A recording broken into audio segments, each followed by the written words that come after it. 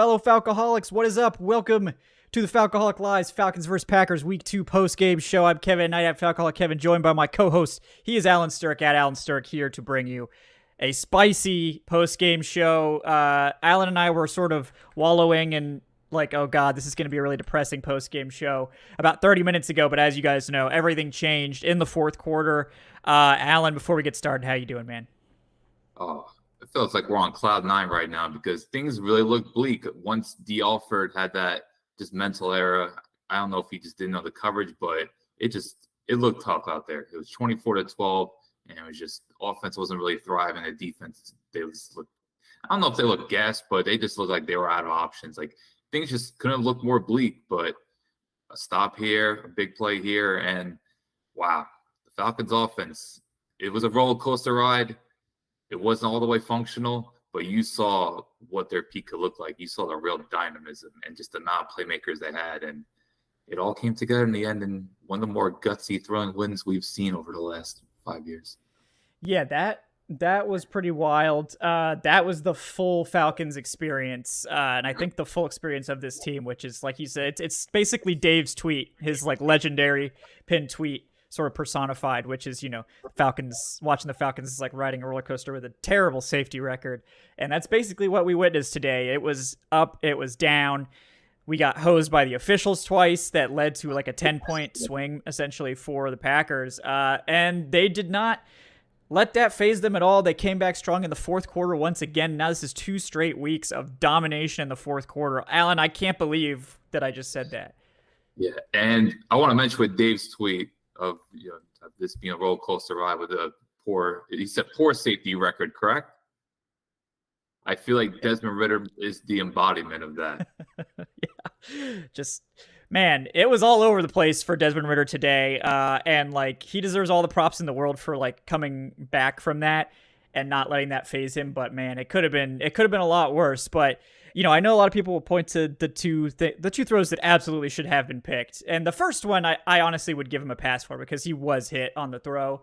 But the second two that should have been picks, no pass. Like those were bad throws. Those were bad reads that he just threw that ball right into coverage. And he was very fortunate that didn't get picked off. I'll say that the Falcons' luck there was definitely canceled out by that phantom defensive holding on Taquan Graham that immediately led to a Packers touchdown the very next play. And then, of course, the Matt Collins touchdown, which that needs to be a touchdown. Like, I don't give a shit what the rule says. That needs to be a touchdown.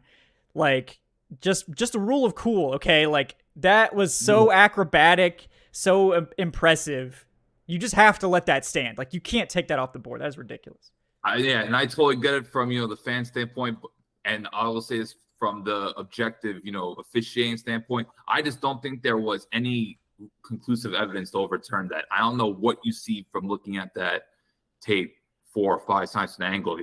There's not enough there. Maybe slightly went, but I don't think it was conclusive. Like that's the thing with a play being overturned. It could be 50-50, but if the refs make a call where, okay, it's a touchdown, we need definitive evidence to overturn it. And you can't convince me you saw enough there that it could be overturned. So yeah, I think Matt Collins got absolutely robbed, but man, what was it? The next drive or 2 drives later, he couldn't have made a big boy catch. Yeah. No, I mean, they battled through it. Like this was not a good game for the Falcons whatsoever. This was a very sketchy performance, especially by the defense in the first half against a Packers offense that shouldn't have been able to move the ball like that.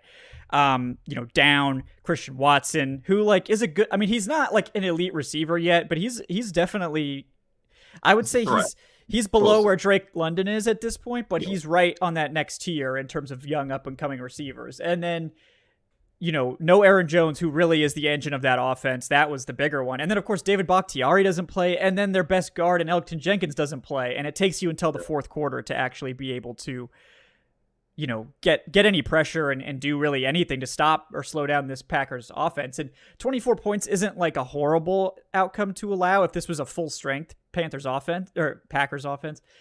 But that, they came to play in the fourth quarter. They did enough plays to finish this out and they redeemed themselves. But man, the first 3 quarters were pretty ugly for this Falcons defense. Oh, we got a guest. Let's go. What's up, Jordan? Hey man, how you doing? I guess I'm a guess. That I'll take it. Oh, my apologies. Hey, I didn't mean to. He's on the Trench Talk. He's host of Trench Talk. You're good. Oh, yeah, you're good. Yeah, Folks, he hasn't. Listen, I crack jokes. You're good. You're good. He's very insulted, actually. Yeah, no. This is a colleague of mine. Should be saying this is Jordan Watkins. Yeah. What's up, Jordan? Here, man? Yeah. How y'all doing? Doing good now. Half an hour ago, I would have said something else, but hey, that's what we sign up for on this program. Yeah.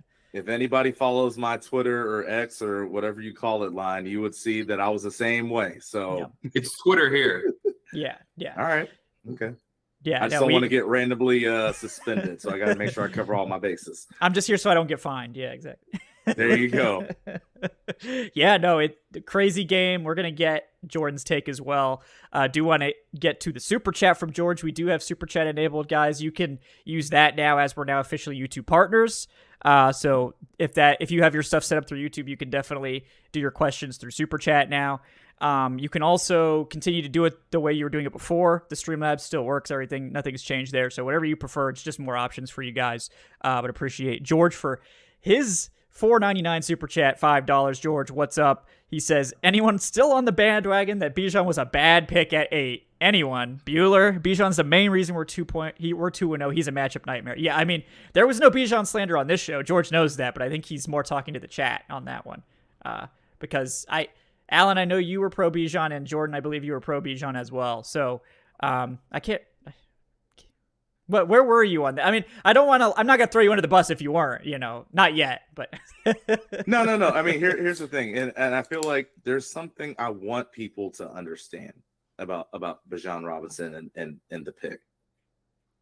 Even if you didn't want to draft him there, and I admit I was one of those people. I wanted to get Jalen Carter. He was still there, all of that. Nobody ever said you didn't want to draft him because he wasn't a good player.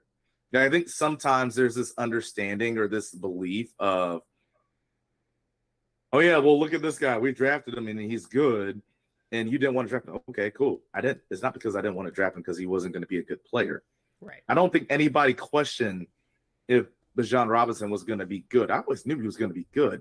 I just thought that, again, with what you saw what we did last year, Tyler Algier, the year that he had, if Cordero Patterson, and this is the reason why the pick looks better now, because Cordero hasn't played the first 2 weeks, but it was we thought the offensive line was going to be, with what Tyler Algier did last year, what Cordero was supposed to be. You thought that, or I thought, yeah, you bolster the line of scrimmage. Oh my goodness, like absolutely you do it. Now, of course, I'm happy to see what Bijan is doing. I still feel like if you draft either or Jalen Carter or Bijan Robinson, you don't look bad. And that's the thing I wish like some fans would get and understand about the whole thing about, the questioning of that pick. Yeah, no, I don't get that either. And that's a good point to pick up here. Just a second. Let me make sure to get to our sponsor, Bet Online, before I forget in this exciting one. Today's show is, of course, brought to you by BetOnline.ag. Football is back, everyone, and BetOnline is the fastest and easiest place to place your bets, whatever those might be. And I am stalling for time while I find the new copy that was like literally just sent over. As I get to that copy, I do appreciate BetOnline's. Okay, here we go. I think the copy is the same actually, but whatever. Anyway, BetOnline is your number one information source for all your sports wagering info with up-to-the-minute stats, news, scores, and matchup breakdowns. You can get the latest odds, game odds, spreads, and totals from the NFL and college football at your fingertips with BetOnline's real-time updates on statistics, news, and odds from week 1 all the way to the college football playoff and Super Bowl. BetOnline gives you access to the best football promotions and contests available anywhere online. So head to the website today or use your mobile device to get in on the action. Excuse me. Sorry. Something's coming up. It's all that heart rate from the game there. Just botching this read so bad. My apologies, BetOnline. But head to that website today or use your mobile device to get in on the action. Remember to use our promo code BLEAV, BLEAV, to receive your 50% welcome bonus on your first deposit. BetOnline, where the game starts. All right, guys. On that note of Bijan, I agree with you, Jordan. Like, I don't really know outside of like one strange commenter, I don't remember your name, I'm sorry, that was like, Bijan's actually not good. Like, I don't think anyone was actually saying, except for that one guy, that Bijan was not good and like that they didn't want Bijan. It was more that people thought another player, most often Jalen Carter, would have been a better choice due to positional value and things like that at pick number 8. Not that there was necessarily anything wrong with Bijan Robinson, but more that it was more of a context thing. Like, in the context of the pick that the Falcons had, was that the best decision? It's not about, Bijan Robinson being a bad player. So I agree with you there. And I don't necessarily have an issue with people thinking that Jalen Carter would have been a better fit and for what the Falcons needed. We'll just have to see. I know there was a lot of extracurricular stuff going on with Jalen Carter, and I think there was a lot of reasons why he wasn't the pick in Atlanta that didn't have to do with his talent or on-field ability. This team has, I think made it clear that they weren't interested, like he wasn't on their board. So, whatever that means, will it be a mistake? We'll see. I certainly wish Carter all the success in the world in Philly, but yeah, I think it's good to clarify that it's not a Bijan hater, just trying to have an informed draft discussion, because nuance gets lost, I think, on Twitter especially. So this is a good platform to actually add some nuance back into the discussion. As I tweet out angrily at halftime, like, oh, this Falcons team sucks. So if you want actual, takes that actually reflect how we really feel, come listen to us actually talk and don't just pay attention to Twitter, because it's, the takes come fast and loose during these games, guys. So you just got to be ready for that. So. No, that's a good way to put it. I mean, and again, to your point, Kevin, look at the first round picks in the top 10. Falcons have had the last 3 years. You look at Kyle Pitts, you look at Drake London, you look at Bijan Robinson, but then all of a sudden everyone turns around and they want to be critical of target share. Oh, this person doesn't get this touches or that touches or whatever the case may be. Well, here's the thing: you can't have it both ways. You can't draft a Bijan Robinson and then say he isn't good, but you're trying to focus on trying to get, Drake London or Kyle Pitts into the pass game, or the other way around. It doesn't work that way.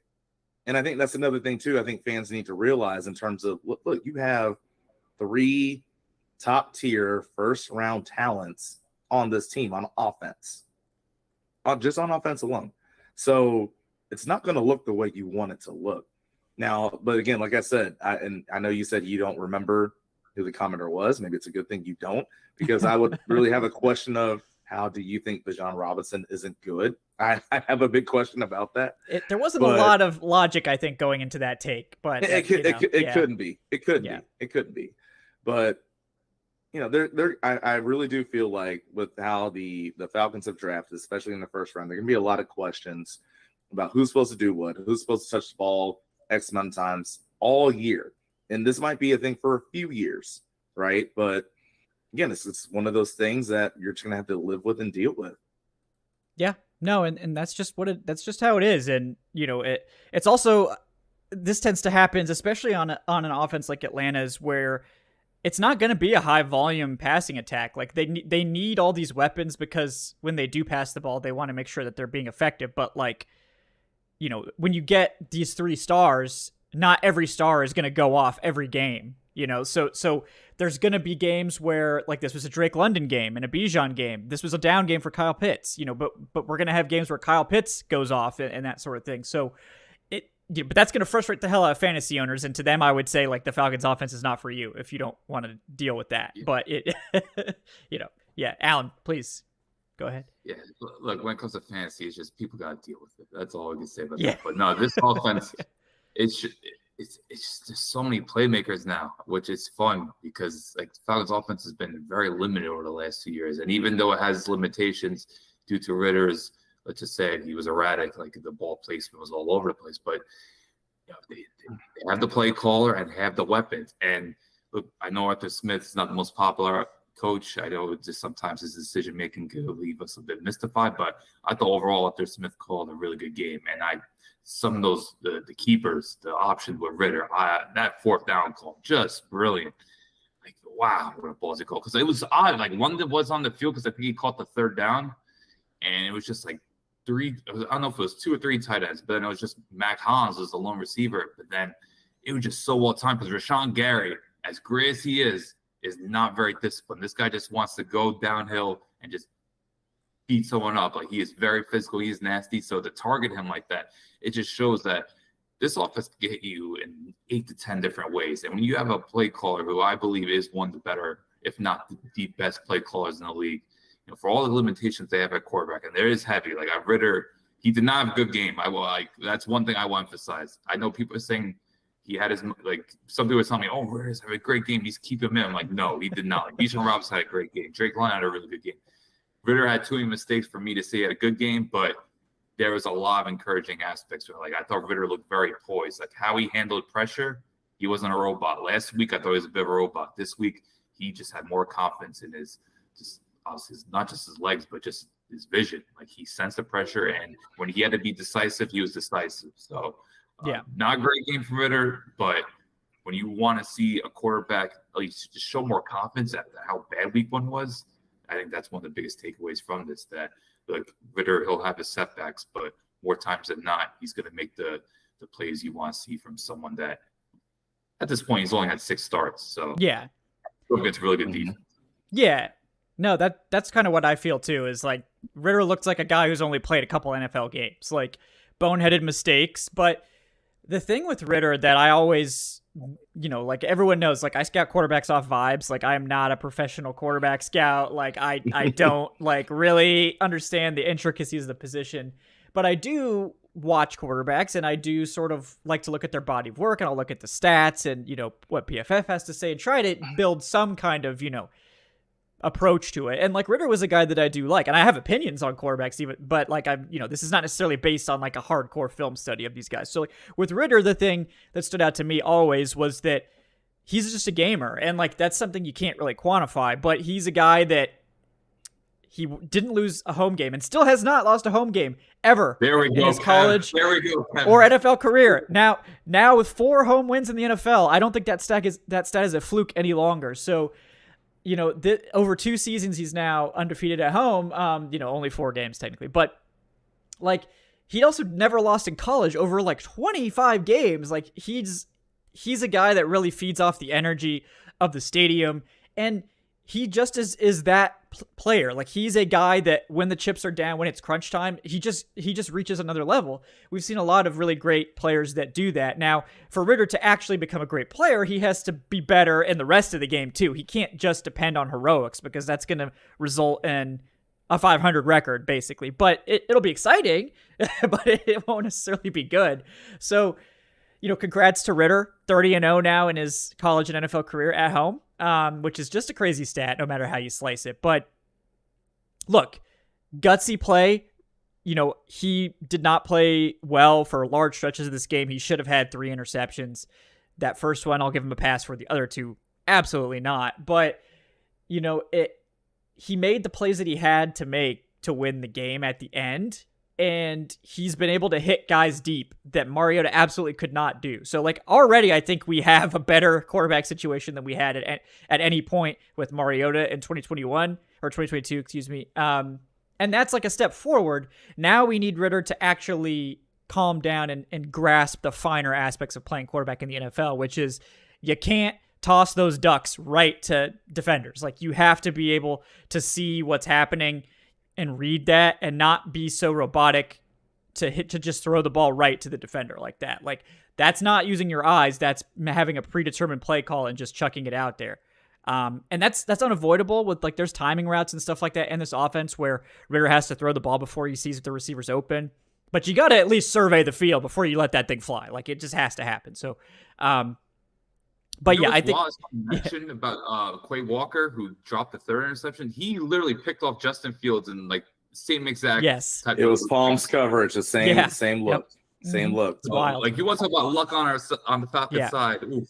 I think that was payback for them taking that touchdown off the board. I think we equalized the luck with those interceptions being dropped. I know there was a lot of Falcons fans that were like, "Oh, we got hosed. We should have won this by a lot more." I was like, like I think we equalized it. I think we equalized things by the end of the game. So. Now you're Alexander pick 6 likely. You know. Yeah. We'll just chalk that up as, you know, equalizing it. So. And I guess here's where I'd push back just a little bit in terms of the whole Ridder thing. Like, I think there are a couple of throws. I 100% agree with both of you in terms of you can't make those happen. You can't try to force into this window. Like, obviously, yeah, the Jair Alexander one on fourth down, egregious. But I'll also go into like some play scheme things with that too. Why I think they didn't do Desmond Ridder any favors. But I thought one pass that was even worse. I forget what down it was, but he rolled out to the right, and there were like 2 or 3 defenders in the way of the nearest receiver. He still threw it. Thankfully, it hit the ground, and it was incomplete. But my thing is, and I was watching this because shout out to JTL Sullivan, I believe his name is. He does quarterback school. And I was watching his breakdown of Niners Steelers last week, and he was talking about how, hey, when it's 3rd and short, 3rd intermediate, one of the things that the Niners do, or they did last week, you're going to run that receiver way past the down to gain, right? So let's say if it's 3rd and 6, you might still run let's just say like a 15-yard comeback, right? Maybe instead of a 7 or 8 yard. Where, again, on that route that Drake London ran, Jair Alexander was sitting on it. He knew there's nothing that's going to threaten me deep. Nothing's going to threaten me over the top or in the middle. I'm just going to wait for you. And that's when he was right there. Now, again, Desmond Ridder should still not have thrown that ball. But it's one of those things where the design or play calling and the quarterback, they have to be married. And they weren't there. I think another thing where it wasn't was earlier in the game.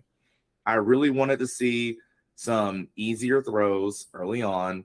I wanted to see Desmond be involved in the QB run game a little bit earlier. We saw it effectively a little bit later on, right? Second quarter, and they had a big conversion because of it. Then, of course, later on in the game, there was a big time play where it was a gotta have it situation. We did it. But I think, again, as what you both said and you both agreed on, you have a quarterback that's very early on in his progression of maturity as an NFL starting quarterback. Make it easier for him.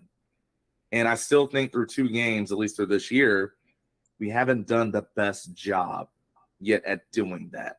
And so I really want to see that progress, especially now that we have to go on the road. Like, these are 2 home games. Now you have to go on the road. Ford Field is going to be a crazy environment come next week. And as we know, they have a very good pass rusher too in Aiden Hutchinson. So make the game as easy as possible for Desmond Ridder if you can. Yeah, absolutely. And I definitely we'll continue, I think, on the Desmond Ridder talk, because it's a big deal for this team, not only in this game, but like as the season goes on. I do want to get to an abundance of donations here. So before we get absolutely buried, I have to take like half an hour to finish all these donations out. We got Snoozeman Sleepy with his first super chat. Thank you, man. Really appreciate that with the $5. Says Mac Hollins with the David Blaine floating trick on that should have been TD. Yeah, I mean, we just need to give the biggest props to Mac Hollins for that play. Like, there's no way he could have known how close he was to the edge, and he did it anyway. Like that, it was like, I don't think his heel actually touched. I think it was insanely close. I think the cleat touched, but I don't actually think his heel touched. So, you know what's crazy is I saw a similar play like that last year. And forgive me, I wish I remembered what 2 teams it was, who the receiver was, but I remembered I was watching and said, "Oh, well, yeah, his toes hit down first, but then the heels go down out of bounds, so it's got to be incomplete." And it said, "Nope, for further review, toes were in, touchdown." So when I saw that play, I was like, okay, as I think we've all been asking for almost a decade now, can we just be consistent on what a catch is or isn't? And so I had that play in the back of my mind thinking, okay, well, Matt Collins' toes are down first. That should be a touchdown.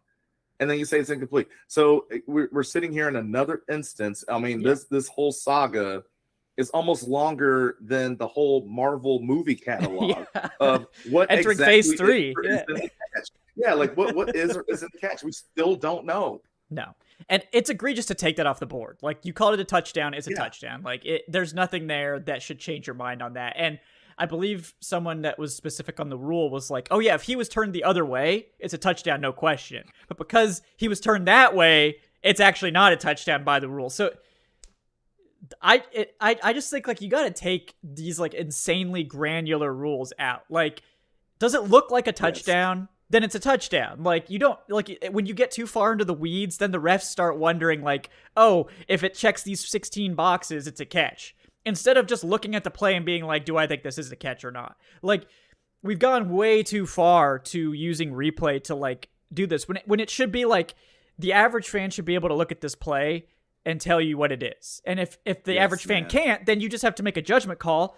And if the average fan can't tell you, or then maybe you just leave it as called. Like, I mean, maybe you should just do that and not try to insert yourself into the game. I don't blame the officials themselves. They're trying to enforce this draconian, insanely long and complicated NFL rule book.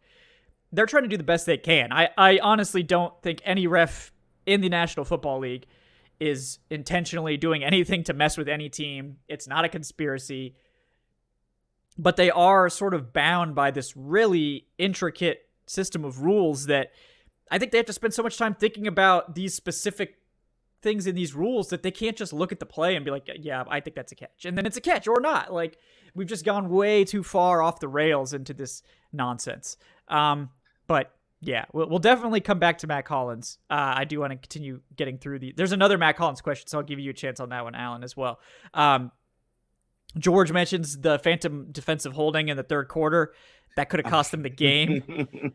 I rewinded it, didn't see the penalty. It took them from 3rd and long to a first down, and they scored immediately afterwards. The refs were bad. We overcame those trash calls. Why? And also, I want to know why Arthur Smith is throwing when we were averaging 6 yards per carry. Well, honestly, I don't think most of the pass plays were bad. I actually think they ran the pass game pretty well on balance. Much better than last week, but I agree. Like, I would have. Part of it was that the Packers in the second half really started to start playing a third linebacker more and sort of dare the Falcons to pass, and so then I think they sort of had to. But kind of is what it is. I only didn't agree with the pass calls in the red zone. Yeah, I mean, not even that the red first zone, the short distance. Yeah, yes, that first and goal. Yep. And here's the thing for me too. And again, like I say this as a defensive person. All right. You're pounding the ball, getting them inside the 5. Everything's looking good. First down, you call a pass. Now, I just want to let everyone know this is how, certain defenses think and feel. If you throw the ball on first down, you don't get the touchdown, and you're also a physically minded, run-minded team, guess what play we know is coming on second down? It's going to be a run. Yeah. You know it. You just know it. Mm-hmm. And so automatically you're already putting your offense in a disadvantage. Yeah. So third down comes around. Again, if you don't gain ground on that second down play, now you already put the doubt in the play caller's mind of, you know what? We can't get push here. So now we got to go pass again. It really is a chess match. Like, I really would have wished, and even just from a tone setting standpoint of, again, that's who you're supposed to be, the Falcons. You're supposed to be the team that can run the football. You base your identity on being physical and run the ball. First down inside the 5, run the football. Yeah. I think every time it should be that, like, without question. Yes. Like, because there's like absolutely. A 75% they just get it on that first down. Like, with how good this team pushes even good run defenses around, you just call the run when you get down to first down. Inside the 5, you just call the run the first play, just to see if you just walk in. Because most of the time they do. Yeah. And I think they just overthought that first series. It was not pretty. And it cost them points. It did. That was a blunder. So I absolutely agree with you there. And then we got Ray Moon with the $2. Shout out Matt Collins. And yeah, Alan, I wanted to give you a chance to throw some praise on to Matt Collins as well. I also want to mention, I do think Green Bay's defense deserves some credit. Like, sure, yeah. Because I haven't seen the Falcons play action game be that ineffective. Like, I don't think the Falcons really were that efficient. I don't know the final numbers, but it just seemed like a lot of those bootlegs didn't really lead to much. And Green Bay was very well organized. And even in the red zone, like that first half, I'll mention see the film how they protect them in the second half. But Kenny Clark was just he was unblockable. He was having not quite on a Brian Burns level, but he was he forced the first interception. He stopped Bijan on second goal, just bulldozing past Drew Dahlman. Then he drew that ugly face mask on Jake Matthews. Like, Kenny Clark was unbelievable. And Rashawn Gary had his moments. So Green Bay's defense, I know Joe Barry gets a lot of heat for not being a particularly good schemer, but their defense did bring it. I just think the Falcons' offense, they're just relentless. Yeah. And Mac Hollins, you want to talk about someone who's relentless, just what a story he's become. Because first 3 years he was anonymous, and then you see what he did with the Raiders. Like, I remember I read a story, I think shout out Vic Tafur on The Athletic. He's talking about how, like, he's just a nonstop worker. He's catching balls out to practice, running 5 a.m. in the morning in the Vegas heat. Like, this guy just lives to compete. I know, Kevin, you had experiences with him at camp. What did he say? Something about eating? Yes, like, he doesn't use silverware. He thinks it's for weak people. Like, he just eats with his like hands. soup either. Yeah, he doesn't like soup. He doesn't use silverware, and he doesn't wear shoes out off the football field. He only wears shoes when he wears his cleats on the field. He otherwise doesn't wear shoes because he thinks it's for weak. Like, people are weak for needing that. So this is, I love Matt Collins. This is like, this dude is like, he is his own man, and Alpha. I love it. Yeah, like, absolute. Like, with yeah. alphas. Bijan Alpha, Drake London Alpha, Kyle Pitts, I don't care his stat line. This man is an alpha. Algier's an alpha. Mac Hollins is an alpha. Like, fantastic block. I think he made a few key blocks. Because you notice the second half, the Falcons were running a lot to the right. And, of course, McGarry and Lynch. They should. Yes, they should. That's what they did last year. And they just picked up those chunk gains. But Pitts and Hollins, I thought, made a fair share of blocks. But just in general, with Mac Hollins, his hands, like, his strong hands. Because I made this joke. Like, you look at the Carolina game, you look at, say, like, Ridder has not really hit him in stride. It's that one play where it hit Hollins him in the face. Yeah. Yeah. I just think that was his one. Yeah, that was the one. Like, they have not been in sync other than that. Like, even the big play downfield, I think Ridder kind of underthrew him, but, I'm just nitpicking there. But regardless of, like, them not being quite in sync yet, Mac Hollins is just a gamer, man. Like, this guy makes so many tough catches, blocks, and he's a vertical threat. Like, he's not, by no means he's explosive, but he's just one of those guys, kind of like the old school Vincent Jackson, where he could just get downfield and he will use his frame to just body corners, or in this case with Darnell Savage, like, just win at the catch point. So I love the signing, and I just think, man, when him and Ridder get in sync, because it's clear they're not quite in sync. Like, Ridder has let him down for the most part, but look, that one play, he was the hot route, and Hollins was not prepared. When you get hit in the helmet, you were not prepared. Yeah, he was not ready. That was a heater. Like, that was a heater from Ridder. He's like, I'm getting this ball out. That whole route by Hollins looked like he was, Hollins did not look ready for the snap even. He was like laid off the snap and then laid into his break, and then he just got hit in the face. That was Ridder telling him, like, Hollins, I need you to get on your shit right now. Like, you need to be ready if for this only ball. he made that third down catch. Yeah, that was crazy the only almost one. catch. Yeah. It was the only one, because the thing was, I know it was a little behind him. That was a bad throw. No, it was a great throw. Yeah. You think It has to be behind him. The linebacker sitting on the inside. Yep. You have to say, I mean, the corner's right here. You have to throw it behind him, otherwise you're going to run Mac Hollins into a problem. You have to throw it behind him for him to make that play. So it was a good throw, but that's why I was just like, oh, Des, you got to make that catch. You have to. Yeah. And it was right there. It was right there. Just barely lost it. Smith in the late second quarter. Remember he behind Smith, but that was brilliant. Like, that was so same thing. You throw it behind because the safety's coming up. Yeah, you have to throw it behind him. Yeah. I missed the end of part of that, but that's the thing with Ridder. Like, there's moments where his accuracy's on point. Like, to me, his best throw in the game was that third and 15 to Drake London on the dig. Yes. Perfect blocking, pocket was clean, and he just, with conviction, hit him in stride. Like, I was like, that's what we want to see. I'm like, when will the Falcons have a drop back passing game? That was one of those moments. I was like, okay, there's hope. We're seeing it now. Yeah. But that brings up the big question, right? Of what do we need to do? We just being the Falcons offense, play callers, yada, yada, to get Desmond Ridder in that rhythm earlier on. Because I think we all saw those big time throws from him later on in the game where, again, I tweeted it. I said, or posted it. Like I said, I don't know what you call it, but there was a rollout to the right side. Instead of running or making a crazy throw, he threw it to Kyle Pitts. I was like, you know what? That's the first throw where I see Desmond Ridder feel like he's in rhythm in this game. And then after that throw, you saw it. He was making this play, that play. Again, like I said, if you throw behind somebody, you're throwing behind it because you're throwing away from the coverage. And things like that. Like, you had this sense that he was more in feel and in tune with the game. So now my question is, why can't we see that starting in the first quarter? And I guess that's a question not even just for Arthur Smith or Dave Ragone or whoever the case may be. It's also for Desmond Ridder too. Why can't we see that from the get-go? Yeah. Because you've proven it's there. Now, how do we get it from 15 minutes on the clock in the first quarter to 0 left in the fourth? Yeah, exactly. That was something that for Ridder in college as well. That was one thing you saw was some shakiness early, but just completely locked in end of half late in the game, and he got more and more comfortable. So, and that's I think what he needs to be able to do to become like a quarterback that you're very confident starting every week and making your starter after this season is he's got to be able to play all 4 quarters. Now, it's obviously if you have to play well in one quarter, the fourth quarter is the one you want. Like, that is the one you want. So, like, he's got that part of it. But if we could get the other 3, that would be nice. So let's keep making our way through these donations. It's actually some good questions. So thanks, guys, for that. We got Justin Knight, a fellow Knight. What's up, Justin?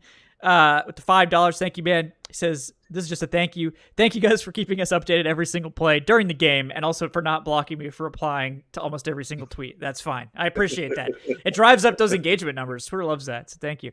He says, also, we need a Kuda back ASAP. Yes, we do, and I do firmly believe he'll be back next week. So I think that'll be a nice boost, because Trey Flowers, like, I think this man is not a cornerback too. Like, this is a matchup tight end specialist corner. He's a great run defender. That's why he's out there mostly, I think. But like, you match him up on receivers that have any wiggle, he's gonna have a bad time. He's a tight end coverage guy. I'm still not sure why they don't have Mike Hughes out there. I'm guessing it's the run defending, that they really want a good run defender out there. But yeah, we need Okuda back. I think he'll help a lot with the pass defense, especially. Can I bring at least another? Yeah. Because I know I talked about it on offense, but defense, this is also where I struggled. Yeah.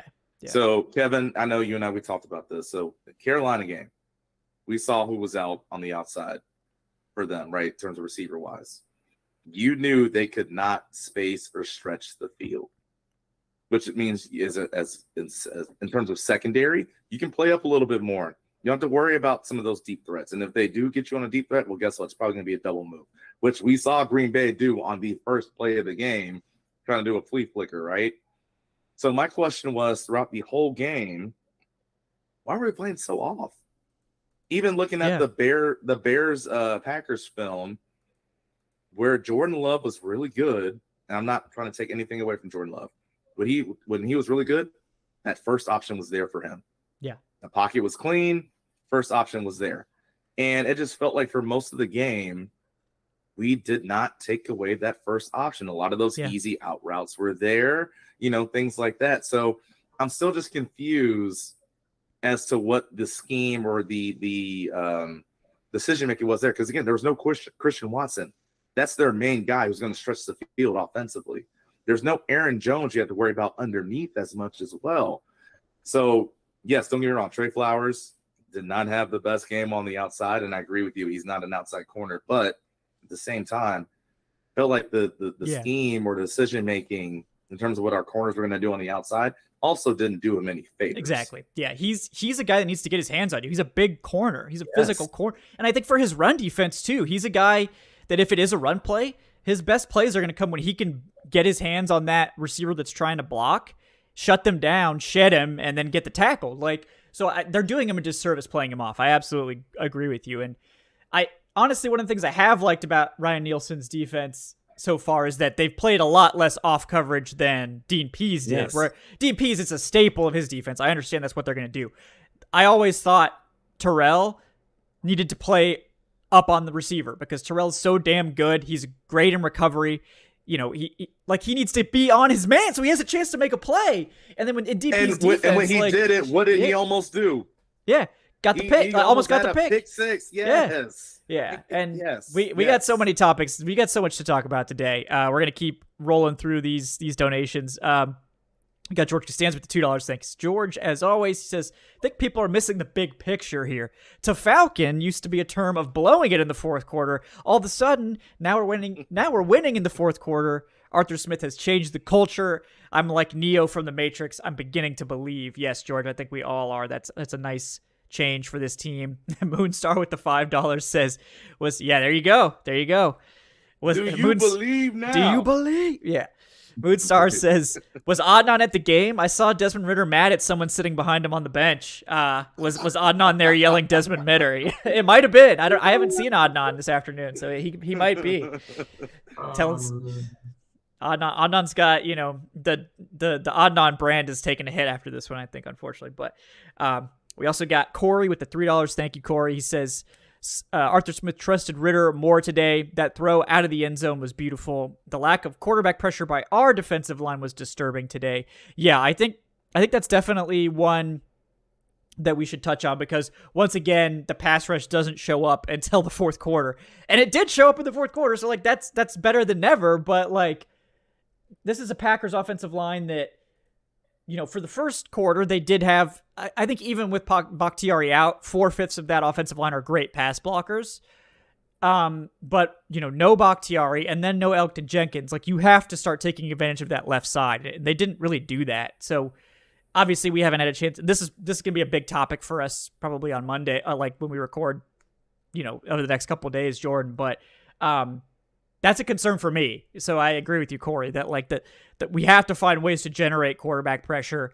But I think the issue was that when the Falcons were blitzing the linebackers, it was just wide open completions for Love right behind where the linebackers were, and he was carving them up. But, you also and this is just sort of a segue into the defense as a whole, but I'll finish these tips before we get into that. But the Falcons defense looked bad on the scoreboard, but in terms of actual stats, was not bad at all. So we'll get to that in a second. We got Jason Gaines with the $2. I enjoyed seeing Bijan beat former Falcons linebacker Devondre Campbell in man coverage. Campbell was a liability when he was here in ATL in coverage, still is with the Packers. Also don't understand why PFF grades him so highly as he consistently gets shredded in coverage. Honestly, Devondre Campbell had sort of a career renaissance in Green Bay last year, where he was actually good. Yeah.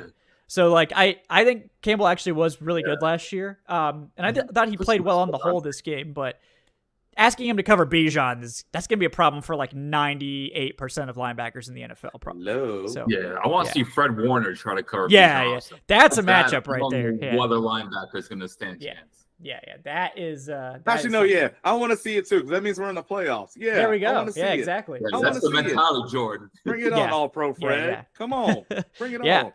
I'm also looking forward to that matchup in the NFC Championship. So, 2-0, we're there. We're going to the NFC Championship. So, if you watch those Eagles linebackers play the first 2 weeks, Bijan Robinson could break the NFL record. He'd be cooking. He'd be cooking. Yeah, but here's the thing: we better give Desmond Ridder time. In the pocket against the Eagles front to get to the Eagles. That's the concern. That is the concern. All right, we got George with another donation here. Okuda coming back next week for the Lions. # revenge game. Yeah, that's underrated, actually, George. I hadn't thought about that one, but that's an underrated storyline. But, I think ultimately on the defensive note, it's weird because I think all of us that watched the defense for most of the game, the fourth quarter, they completely shut Green Bay down. Didn't allow anything the whole quarter.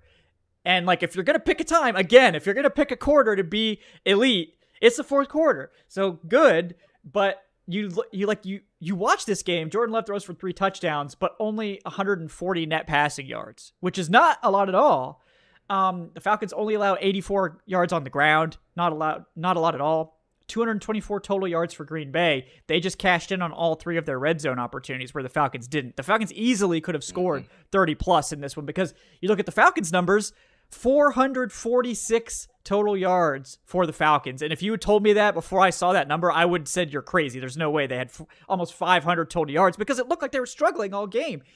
It's the red zone touchdowns. Now, one of them was absolutely robbed, and then one of them was just they flubbed the play calling on that first drive. But last week they were 3 for 3 in the red zone. This week I think they were 0 for 4 or 1 for 4 in the red zone. So London scored a touchdown. So yeah, that's right. So they were 1 for 4, I think, in the red zone.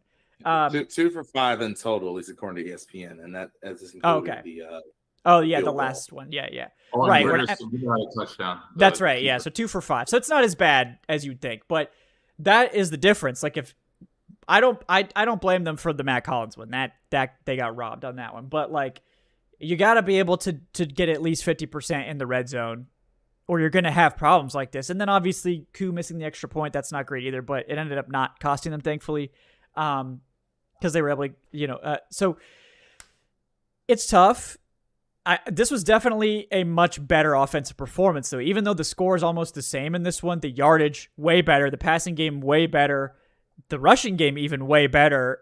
They didn't capitalize in the red zone like they should have, but ultimately this was a much better defense too. Like the Packers defense, like yes, the Packers are down on offense in terms of starters, but that defense is full strength and it's damn good. Like the only weakness maybe on that defense is like the safety tandem. Darnell Savage is good, but Rudy Ford, I think, is kind of not been playing super well for them. Darnell Savage benched last year. I don't know if we could call him good. Yeah, I think the safeties are one weak spot. Everywhere else, though, there. Everywhere else, though, like the linebackers were good, like great last year. That front is so deadly. Devontae Wyatt's been playing really well. Kenny Clark, we know, is really great. And then, like Preston Smith. Preston Smith, who am I forgetting? Oh, Rashawn Gary and Lucas Van Ness. They have this triple-headed edge rushing group. Like the Falcons. Go ahead. I was going to say, I'll tell you this much, and I'll let you get back to it. Van Ness, he ain't want no problems with Tyler Algier. No, Tyler Algier ain't want no problems with Tyler Algier. Yeah. Ooh, man. Sorry, I didn't mean to cut you off. No, you're all good. I had to bring that up. Oh yeah, no, I mean, honestly, like.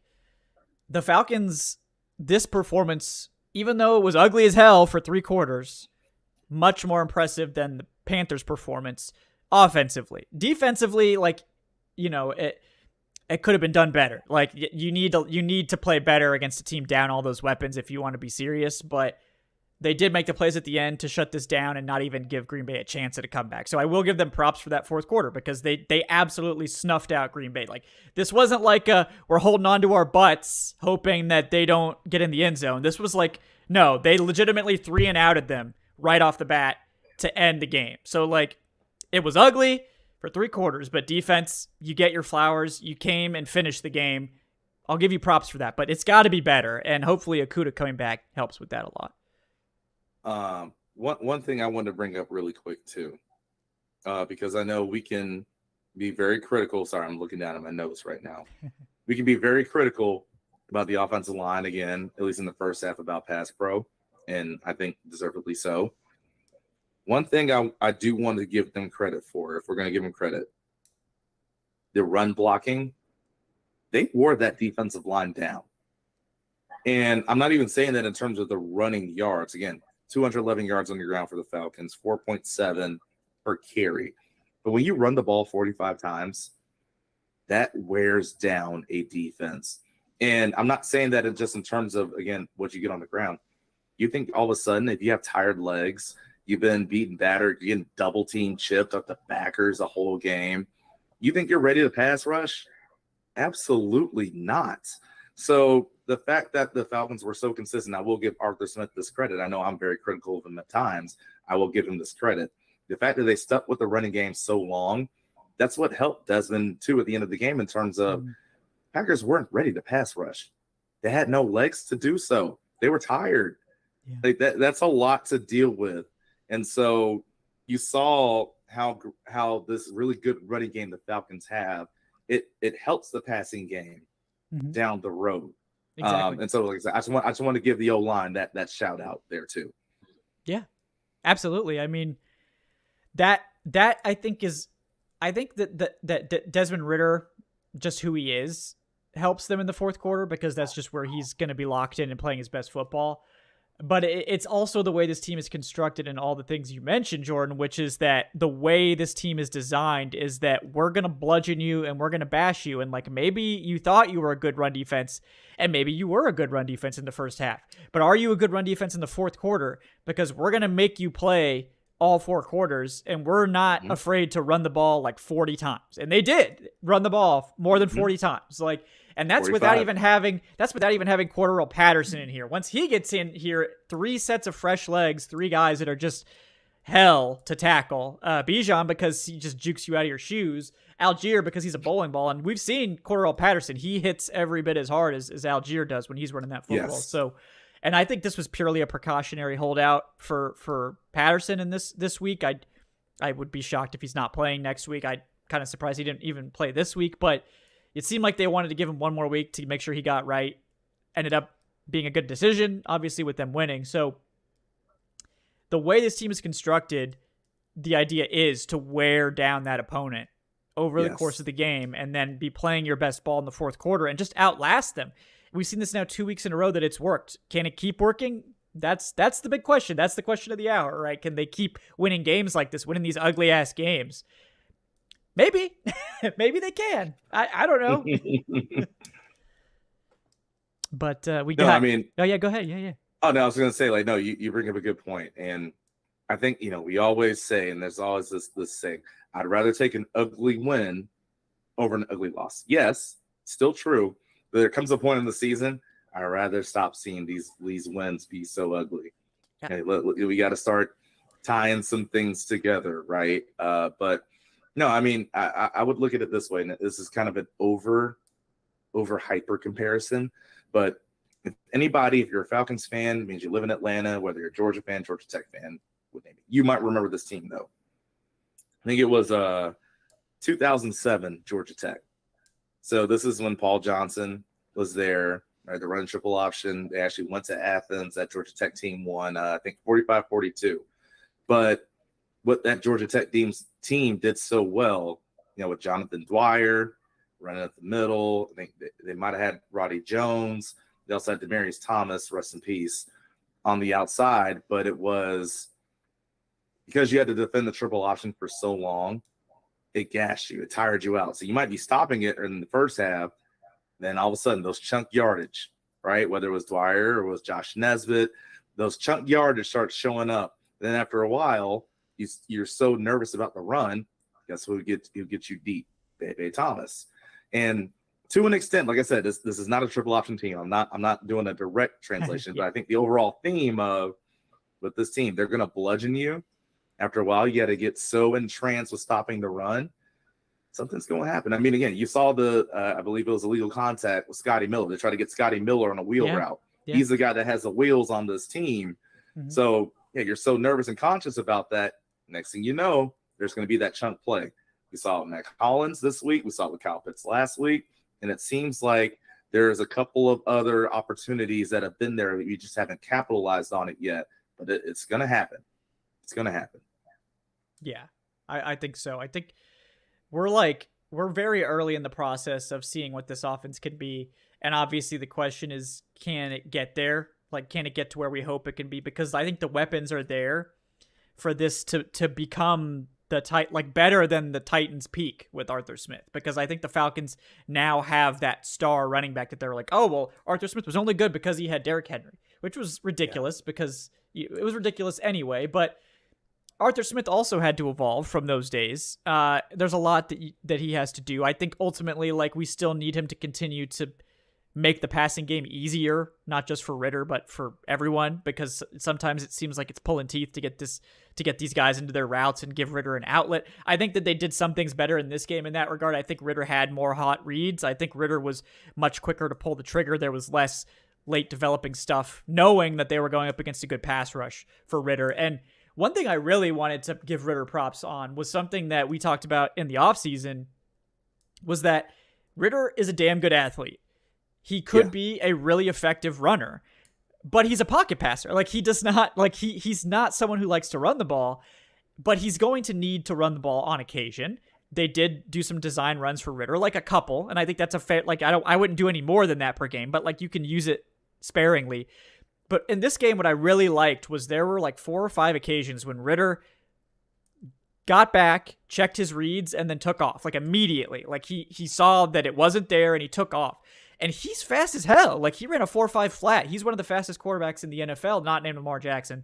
And he can really hurt defenses, but he had to trigger on those runs faster. He has to make the decision to run very quickly because that space disappears in an instant in the NFL. In college, you can take your time and then take off. in the NFL, those windows close quick. And if you hesitate or you wait, they're not there anymore. And then you take a loss or you get a yard and it's just a wasted play. Ridder really helped keep the offense on schedule with those runs today. He didn't like blow up the stat sheet with running the ball. I think he averaged like less than 4 yards per carry. But what he did do was take what would have been a 2nd and 10 incompletion and turn it into, a 5-yard pickup. Yeah. And the difference for this Falcons offense between 3rd and 10 and 3rd and 5 is massive because the whole playbook's open. With this offense, you can hand the ball to Bijan and expect him to get that. That's not crazy. For a lot of offenses, it would be like, well, we're going to need a great play. Well, guess what? Bijan averaged 6.5 yards per carry. So on average, he's getting that 5-yard pickup. So that was one thing that really stood out to me today from Ridder was that the trigger on the runs was much faster, and he made really good decisions about when to take off. And if he can do that, that's one part of his game that looked really lackluster despite his athleticism in his rookie season. And if he can get that to the level where it needs to be, he becomes more of that Mahomes-esque runner where like the quarterback has some speed and they can, if they're savvy about when they do take off and run, they can make that a limited part of the offense, but a way to help keep you out of these really disastrous 3rd and longs because 2nd and 10, you drop back to pass, which is usually the call on that down and distance. Nothing's there. You pick up 5 yards with your legs. Now all of a sudden it's not a bad play. You're where you want to be in terms of 3rd down as opposed to 3rd and 10. So that was one area where Ridder, I think, has really grown, especially if that keeps up. And that's going to help take the pressure off the passing game if they can keep it from getting to these 3rd and 10s as often. And I think that was one thing they really did a lot better in this game was limit those 3rd and long situations. Yeah, that's why I love that Pitts completion so much because, again, I guess to a certain point, as we would love to see him, again, use that athleticism that he has. Even if one person, let's say just one person misses a block, you still need other people on the O-line to open up that window for him to step up, roll this way, roll that way, step up in the pocket, make things happen. Last week, that wasn't really there because of a lot of mishaps along the line of scrimmage. Sometimes today, that still also wasn't there as well. But when it was, you saw him take advantage of it. And again, that's what I loved, again, about that Kyle Pitts completion right before the half. It was like, okay, you felt it. You felt there's a good pocket. I believe it was Rashawn Gary on the right side. Caleb McGarry threw him upside the field. So you had this room and window to step up and bounce out to the right. And instead of just running right away, you were patient to get that completion downfield. Now, there are other times you wanted to be patient. There was nothing there. All right, cool. Take your legs. Get whatever yards you can. That was something I saw different today than I saw last week. So it was a good just to see, again, the progression of the mental side of the game from Desmond Ridder in that regard today. Yeah. I love that you guys both highlighted this because to me, it was the biggest bright spot of his game by far. I thought he was just way more. Yeah. So you guys have nailed it. Yeah. Well, Alan, I wanted to get your take on Drake London too, because last week, one target, everyone freaked the hell out, and I was like, everybody relax. Like, he averaged like almost 7 targets a game, even with Mariota last year. He's gonna get targeted, and like honestly, I was telling people maybe if you have a good option, maybe consider not playing Drake London this week because he was gonna have to match up with Jair Alexander. Makes me look stupid. 6 for 67 and a touch, so a very healthy fantasy day and real day. What did you think about Drake London's performance going up against one of the best cornerbacks in the NFL? I think he's established himself on a team as that aggressive tone setter. Like every good offense needs to have that guy that's going to talk that talk. It's going to not back down from the defense. I think he's the guy. He's going to be the vocal presence on a team. And he's not someone that's going to create acres of separation. He's not going to run the fanciest routes. But with Drake London, you just get like that physical, just straight up inside those dig routes. And I love the fact that Arthur Smith really emphasized getting the ball early. Like you saw the first play call, quick screen, 9 yards. But even multiple times he breaks tackles. And we know Drake London to be this guy that can be a yak monster. Like he is tough to bring down. I know he had some ball protection issues at times last year, but some of those plays I think were more just individual great defensive efforts than his ball security. So now just getting him the ball in space I think is really key. But as you saw in the touchdown, though, he just has that frame.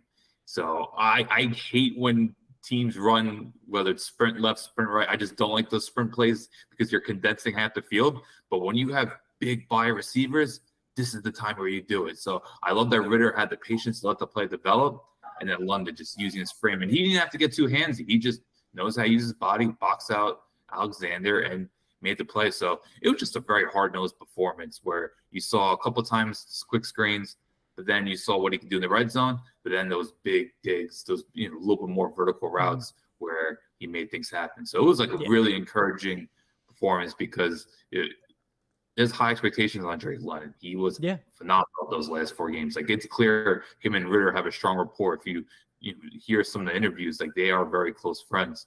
So that's why I guess why people are a little discouraged by week 1. But I just think he's put up enough evidence out there where it's just like, no, Drake London's the real deal. Like, don't waste your time comparing him to other receivers. I know it's a stacked rookie class, but when you look at what a number 1 receiver looks like in an Arthur Smith offense, he might not have that breakaway speed like AJ Brown, but he is the physical receiver that you could trust him in the middle of the field, because that's where hopefully they'll be more efficient on play action. That's where Drake London can eat. So I love this performance. I thought it was hugely encouraging, and I also want to give a shout out to Jonnu Smith. Man, we haven't mentioned. Yes. Jonnu Smith, I thought really flashed as a blocker in week 1, but you saw what he could do both still as a blocker, but also as a pass catcher. Like Arthur Smith used a lot of screens in Tennessee, and he had that one moment with the screen, but just making catches across the middle of the field, because that's where, in between the numbers, that's where this Falcons offense is going to be most efficient. So the fact that they did it, I'm not going to say consistently, but at least several times in the game, you saw their biggest best plays come in between numbers was great. And Jonnu Smith, wow, when he was fired up, you felt it. Like, there's no way if you love the Falcons, you're watching Jonnu Smith, because the game it got a little stale in the second quarter. They weren't playing well, and just seeing Jonnu Smith bring that edge. Because look, I don't know what happened in New England. They didn't have an offensive play caller last year. It was dysfunctional. But with Jonnu Smith and Arthur Smith, he's going to get the best out of him. And I think he is a great X factor to have. I know Matt Collins is kind of the X factor, but you never know when Jonnu Smith could pop up for 4 catches for 47 yards like he had today. Because look, they're going to need him as a blocker, but those 3-4 catches could make a difference. And he definitely deserves his praise. Yeah, no, absolutely.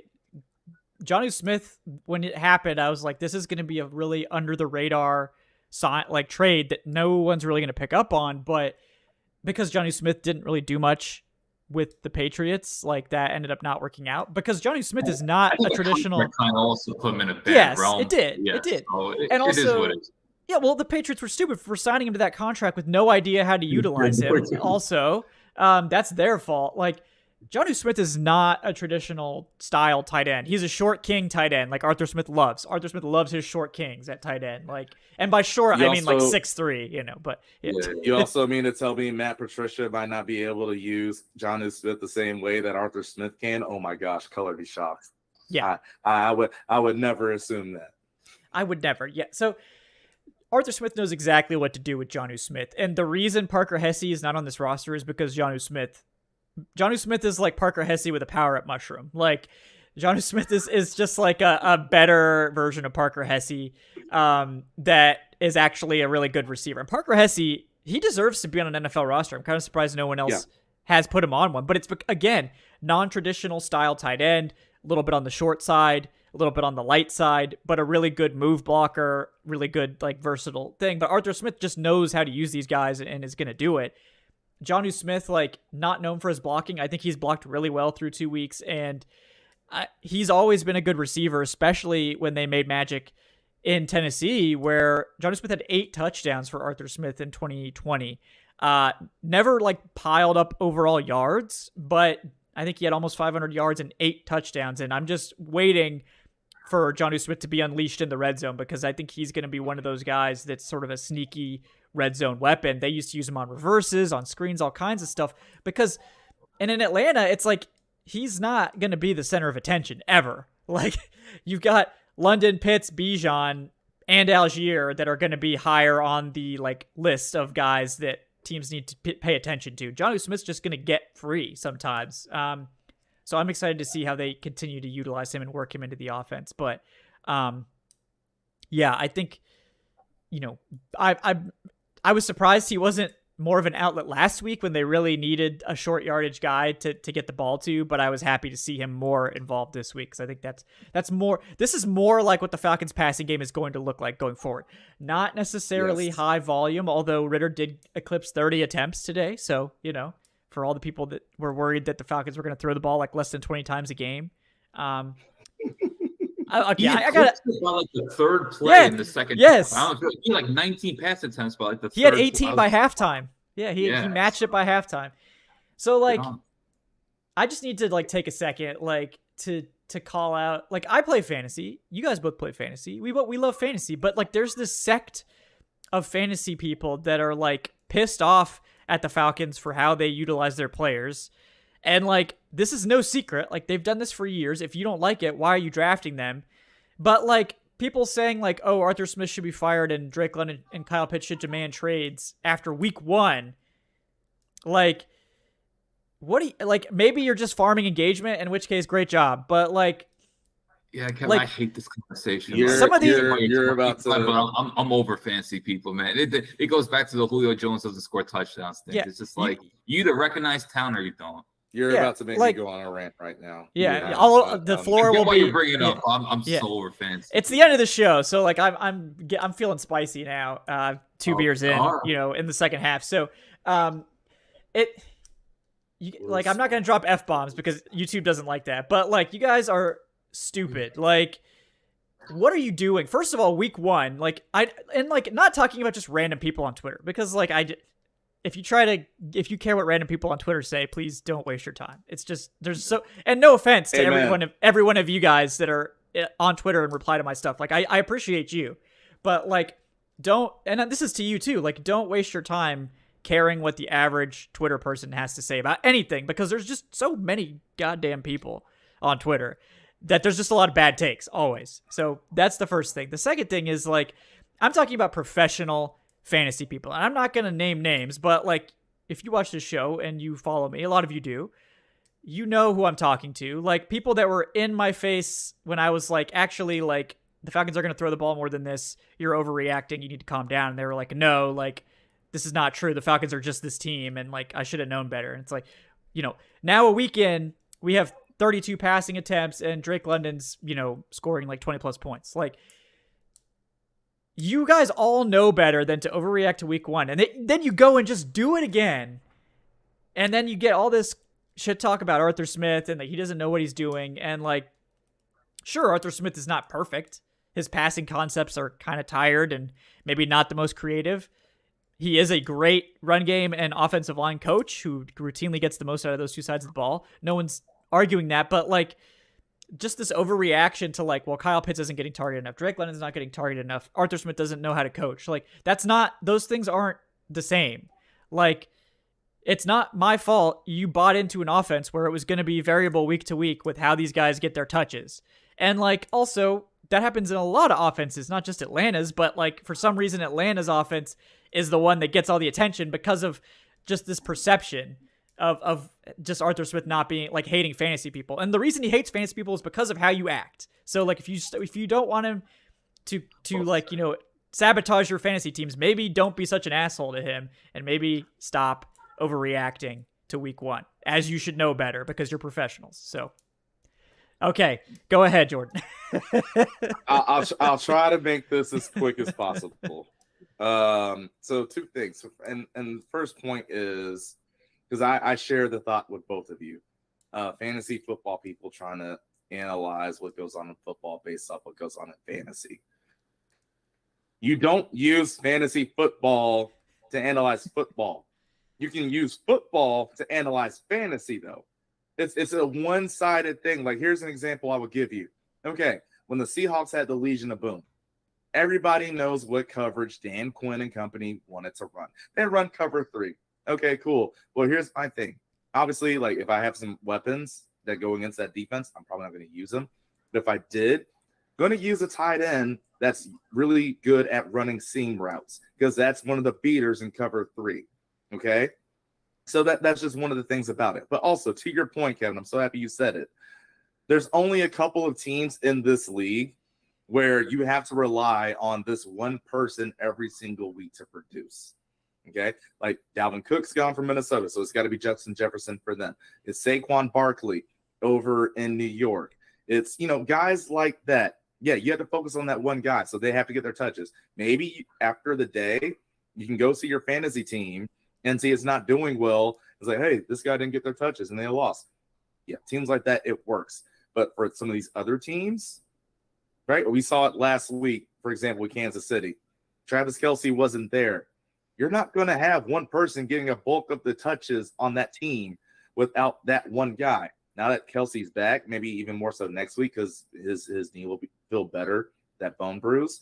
Give me more of a case. But, with this Falcons team, not going to happen. Seattle, not going to happen. Again, I could talk about Buffalo now that they have Dalton Kincaid. The 49ers, we know about all the weapons that they have. Even the Jaguars, for instance. I can go on and on and on. That's just not the recipe for success, especially not anymore in the NFL. So if you want to get mad and complain to certain teams about how they use personnel, that's fine. But you have to understand it's levels to this. And just because you have that one guy, that does not mean that one guy is going to produce every week because the matchups don't determine that. But you can't sit here and say, oh, well, hey, look, I'm on my phone and it says this person's supposed to have 17 points this week. I got to put him in. Hey, he only had 8. What's going on? No, it doesn't work that way. You can't use fantasy football to understand what's going on in football. But yes, you can understand football to understand what happens in fantasy. It's not a two-way street. And please stop treating it like that. I beg you. It's going to save you a lot of money and a lot of headaches. Please. Yeah. Sorry. I know that was a little longer than what I wanted to go, but I had to say it. Very eloquent. Yeah. No, I like it. Alan, anything you want to add on that note to end this rant? I'm good with the fantasy audience. Just I want a couple, because now we're wrap up soon to talk about the defense. I thought, is it Nate Landman or Nate Laidman, the linebacker? Landman. I thought you filled it nicely. Yeah. I thought shout out Coach Prime, by the way, because Nate Landman, Colorado guy. Oh, there we go. Brandon Strong. There you go. Yeah, I know Green Bay kind of racked up yards at times, but I thought the run D looked at least slightly better than last they looked week. much better. I thought last week they were horrendous. I thought Carolina really got to him, but I think Anya Ma's been a strong presence. Calais Campbell slight edge. By the way, one of my favorite plays, Calais Campbell just being that double team. I know it was for no yards, but still, there's that bruising veteran presence. And you gotta love it, man. Like poor Calais Campbell. Like I feel like 3 plays later, he got called in the open field with Jordan Love, which is just like, damn it. That's not a good situation. Yeah, I don't even think it was spot dropping either. I just think maybe I don't even think it was spying. I think he just got caught up in a line of scrimmage, and next thing you know it, he's just like on an island. Because I don't think there's spot drop Ebiketie, who, by the way, in that last drive, he had 2 pressures. Yep. So I don't know. Yes. I don't know what the rotation is, but look, if the Falcons are gonna get slung off the edge, they need Ebiketie. Yeah. They need Ebiketie. Lorenzo Carr could give you moments, but Lorenzo Carr is just not consistent. It's like because he's a good run defender. Yeah. And he's good in coverage too. Like if you want to spot drop someone, spot drop Lorenzo Carter. He's like the best coverage edge in the NFL, which is a very niche role, but he crushes it. So. And you saw what he did against the Bears last year. He didn't spot drop, but like the deflection, then he took it to the house on the interception. Yeah, so he's just a great athlete in general. But if they're going to get something off the edge, like you saw in a critical situation, I think it was Dupree and Ebiketie, and I think it was Jarrett and either Onyemata or Campbell. And I love to see Calais Campbell rush more on the interior. Thank you. Yeah. Obviously on early downs, he's going to play edge, which I get. And I think that's Kevin. I know you spoke about this ad nauseum in the past, but like that's why he signed. But if you really can get something like the juice at Calais Campbell as a pass rusher, put him inside, let him run, twist with Greg Jarrett, and just cause disruption. So yeah.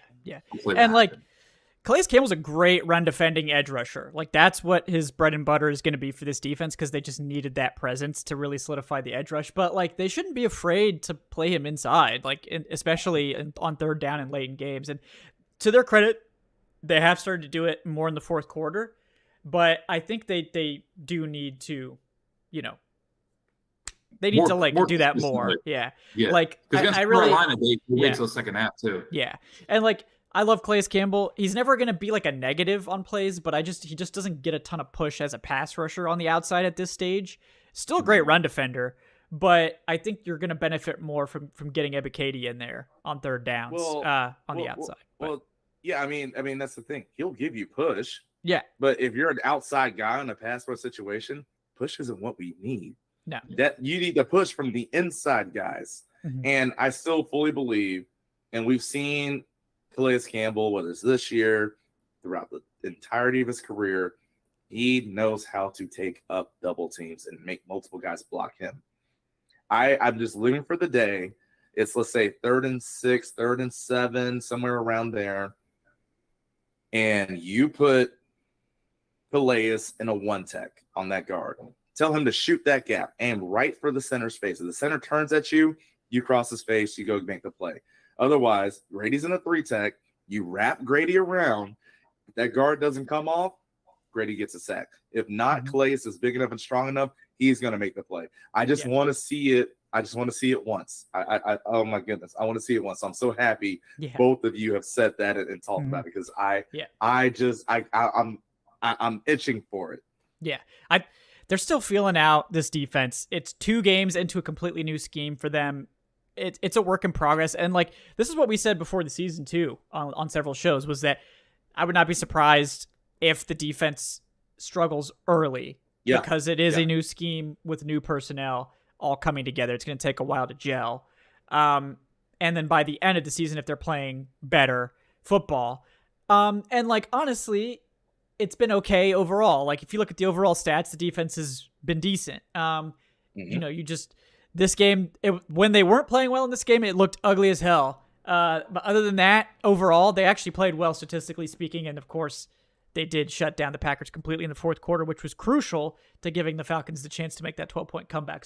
So far, this defense has made the plays they need to make to win the games, and they haven't hurt this team like in years past, where it's been like, well, the defense has screwed us over, so we're going to have to now score like 21 points to come back in this game. So far, it hasn't been the case. So that's about all I think you can really expect from this defense early.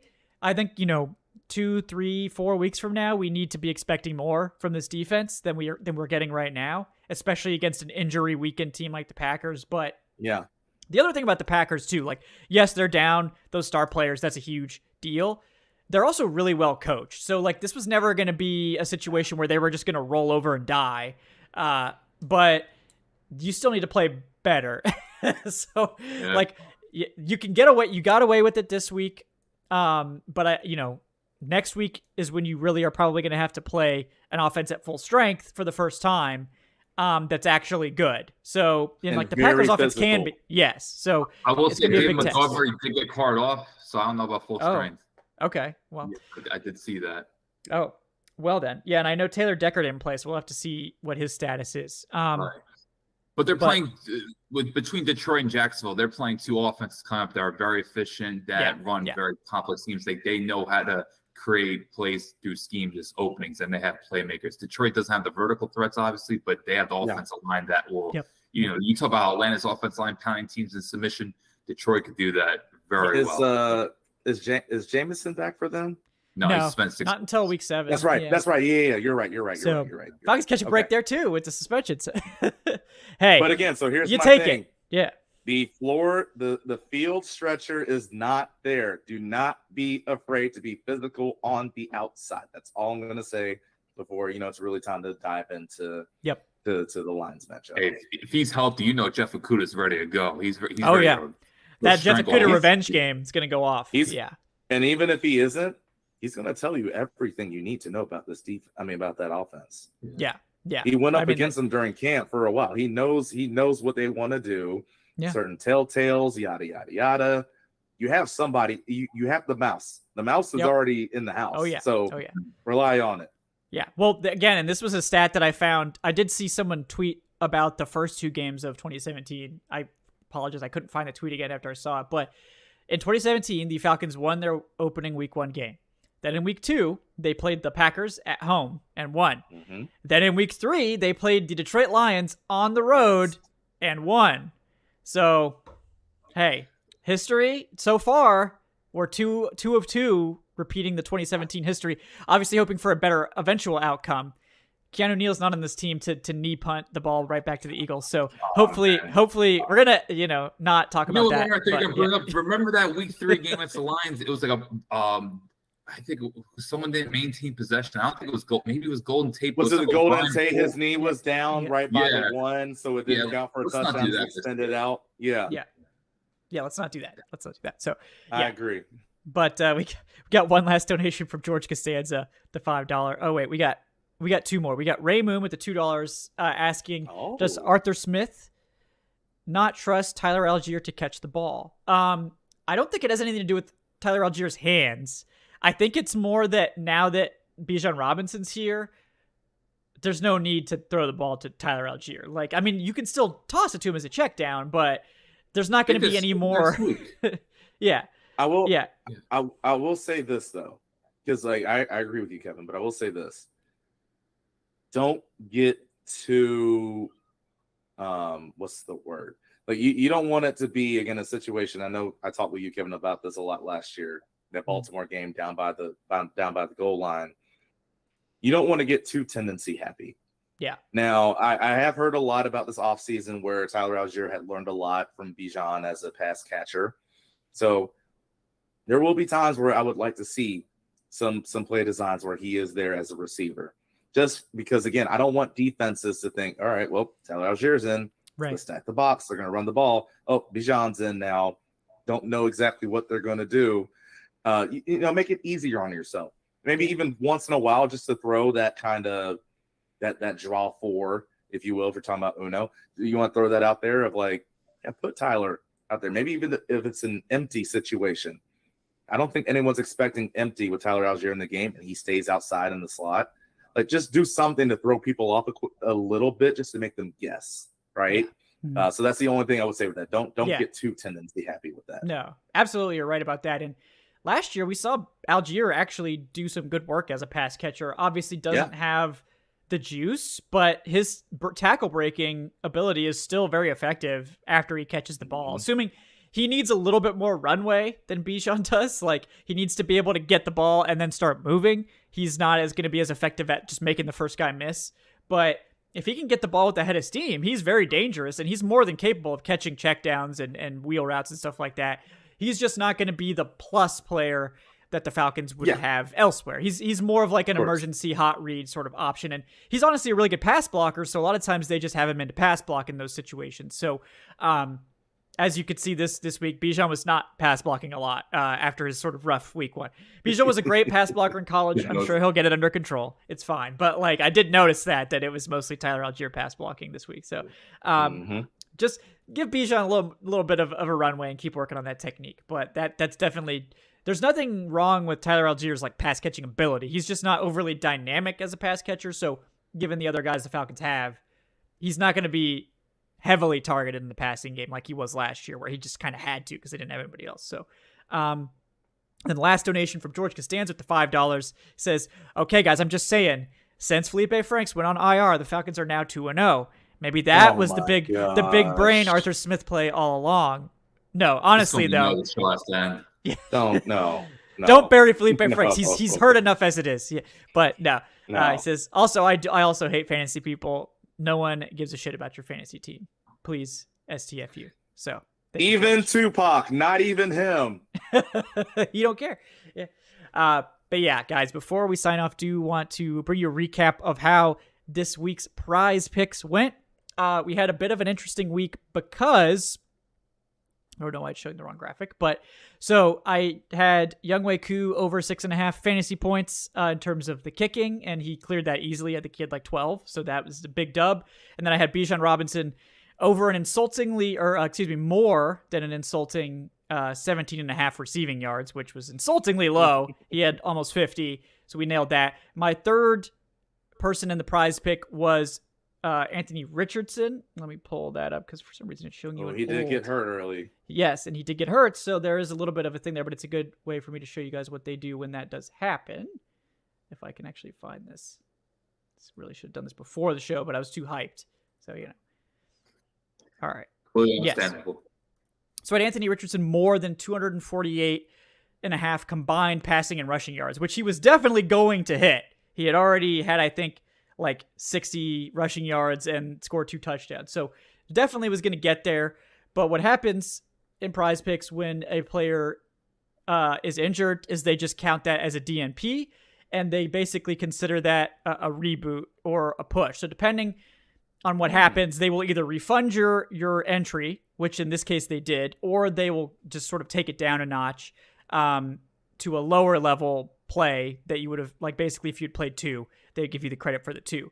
Since I had 2 players from the same team as the other 2 entries, it's a refund instead of like a lower level win. But if it was 2 different players, like there's like specific rules about you can't have all these players on the same team for reasons I'm sure it makes sense to somebody. But so we did get the refund. So and for Prize Picks, if the player misses a single snap for injury related reasons, it's just flagged as a DNP. So they could play all the way till the fourth quarter. If they get hurt, then they typically flag it as a DNP or whatever, as long as they haven't already hit like certain thresholds, I think. So class move there. Obviously didn't get this one, but did get the refund. So they do got your back in case some crazy stuff happens and you get hurt there. So do appreciate that. But yeah, for those that don't know, if you sign up with Prize Picks with our code, which is DBB, you can get 100% deposit match up to $100. So if you put in 100, Prize Picks will match your 100. So that's obviously great to see. If you want to get that stuff, make sure to use our promo code DBB. If you do that with Prize Picks, guys, you're playing against the projections, not against other players. So it's a cool, different take on daily fantasy. You can do anywhere from 2 to 6 players. The more players you do, the more you can win, up to 25 times your money on any entry if you get super duper spicy.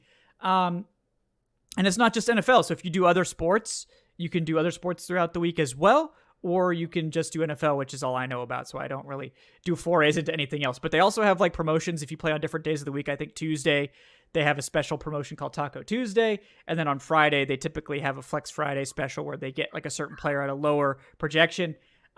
Skill-based fantasy game, can make those entries in 60 seconds or less, safe, fast withdrawals, all that good stuff. And it's the cool thing is, guys, that it is operational in 31 states, including the state of Georgia. Here's the map real quick for those that don't know, because it is daily fantasy. So it's a great way to get in on the action in states that don't otherwise allow it, because it is, again, daily fantasy. So check that out, guys, and make sure if you do to use our promo code DVB to get that 100% deposit match up to $100. Thanks again to Prize Picks for sponsoring the show. I think, guys, I think we covered this pretty well. Today's show is also brought to you by BetOnline. Thanks again to those guys as well. And yeah, any final takes? Jordan, I'll give you the floor first, guys. He's Jordan Watkins at Big75Fella on the Twitters. He's also joining us as the co-host for our Trench Talk series that airs on Tuesdays. Jordan, any parting thoughts before we sign off today? Yeah, look, I mean, again, it's like I said earlier, I will always take an ugly win over an ugly loss, but at a certain standpoint, I would like to see some of these losses look less ugly. And, you know, we're going into our first road game now, and I really do feel good going into it 2-0. That is a huge plus. That's something we haven't seen in a long time. Again, you go back to 2017 when we went up against the Lions. So let's, you know, I really just want to see, again, I think we did a better job in terms of having the mixture, at least offensively, of run and pass. So I want to see a little bit more of it, especially earlier on. And again, defense, you have holes in the offensive line. You got to take advantage of it. Didn't do that good of a job of it, in my opinion, until later on in the game. So I'd like to see that cleaned up. But as you said, Kevin, so happy to see the pass rush come alive when it really mattered, and that was in the fourth quarter. So again, great win. Off to Detroit. Yep. We take those. Ugly win over pretty loss any day of the week, and take that straight to the bank. You get the win no matter what the score is or how ugly as hell it looks. And wins are hard to come by. You know, the Falcons had one thing change last year. If they get one of those wins that they should have won and those pretty losses of theirs, if that changed, they make the playoffs more than likely. So, you know, we take these dubs, and now the Falcons 2-0 for the first time since 2017. Look, you take it. Obviously, if you could blow out the other opponent every single week, you would do it. But, you know, at this stage, I think we're pretty happy to just get that dub. So, yeah. All right, guys. Also with us, Alan Strk, at Alan Strk on Twitter. Alan, once again, thanks for coming on. Anything you'd like to close us out on today? Yeah, we just saw the beginning, the shades of this offense finding balance. Like, I like the fact that Arthur Smith really emphasized throwing the ball. I know maybe this wasn't the ideal matchup. You could maybe done against a favorable defense like Detroit or Jacksonville, but at this point, you got to see what Ridder has. So the fact that you saw it like by the early part of the third quarter, he had as many pass attempts as he did previous week. So I like that they really threw Ridder into the fire. Yeah, there were some bad moments, things that should have been capitalized on, but I thought he looked much more decisive, and it was just great to see so many of the Falcons playmakers get the ball. And I don't know what their third down conversion rate was, but I have a feeling it was much better than last week. We could definitely say that considering how bad it was in week 1. So great to see that, and Drake London back doing his thing, and then just Jonathan Smith and Matt Collins. These are two players that I think most people were really excited about to come in as these solid contributors that could make a difference in these tight games. And both of them, they had their moments. So the offense, we're starting to see what's going to look like as a balanced unit, because obviously as fantastic as the running game could be, you don't want to be one-dimensional. So hopefully this is the start of a team that finds balance within this offense. Defense, total work in progress. TBD on that. Today was all about the offense. Yeah. And no, Jordan, you have something else there? Go ahead.